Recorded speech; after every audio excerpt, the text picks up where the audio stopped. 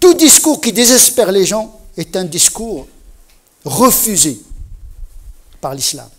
L'islam est basé sur l'espérance.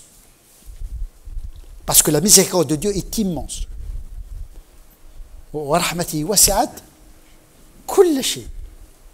Même Iblis. Vous allez être étonné. Mais Iblis n'était pas Iblis au départ, il était bon. Il est devenu mauvais par accident. Parce que Dieu ne crée pas le mal absolu, tout simplement. Wa sharru laysa ilayk. Là, on a besoin d'une vision théologique d'un Dieu qui ne crée pas le mal, même si le mal est une absence du bien, d'une certaine manière. Dieu n'a pas créé le mal, il a créé le bien. Mais lorsque le bien manque, c'est pourquoi il faut se concentrer d'abord sur le devoir au lieu de chercher d'éviter l'interdit. Parce que si vous ne vous concentrez pas sur le bien, eh bien vous allez vous trouver dans le mal, tout simplement. Et donc, faciliter les dogmes. Parce que le dogme est le plus important. C'est pour cette raison que le dogme a été simplifié. On peut dire qu'on peut simplifier en 3 grands dogmes. L'unicité de Dieu, la prophétie de Mohammed sallallahu alayhi wa sallam par lequel la vérité nous a été introduite, et le jour du jugement dernier. C'est le résumé des 6 piliers de la foi. Il y a les 6 piliers de la foi.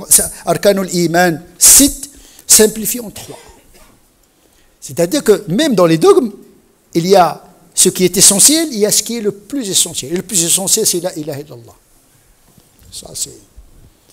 Rien ne pèse à côté de la ilaha illallah. Ni les prières, ni rien. Même tous les péchés du monde ne peuvent peser à côté de la ilaha illallah. Sous-estimer la ilaha illallah, c'est sous-estimer ce qui est le plus essentiel. Et se perdre dans les détails. À tel point qu'on oublie la ilaha illallah dans la pratique. On oublie le tawhid dans la pratique.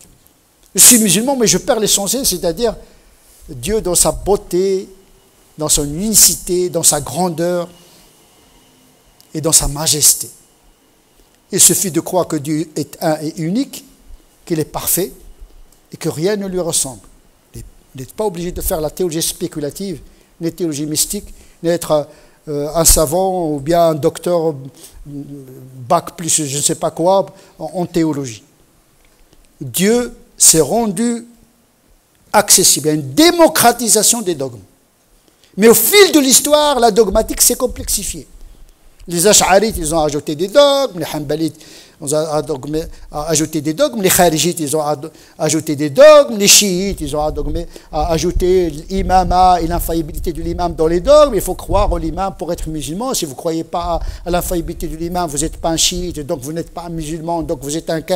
Donc on a rendu l'accès à Dieu presque impossible avec ces dogmatiques.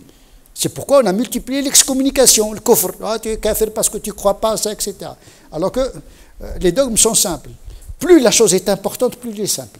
Dès que vous entrez dans des complications de la dogmatique, sachez que ça ne nourrit pas la foi. Au contraire, plus vous multipliez la dogmatique, les croyances, la aqaïd, plus vous rendez le musulman perplexe. Parce que vous allez tomber dans la contradiction. Le fait de dire le Coran est la parole de Dieu incriée. Le mot incrié a été ajouté par les sunnites.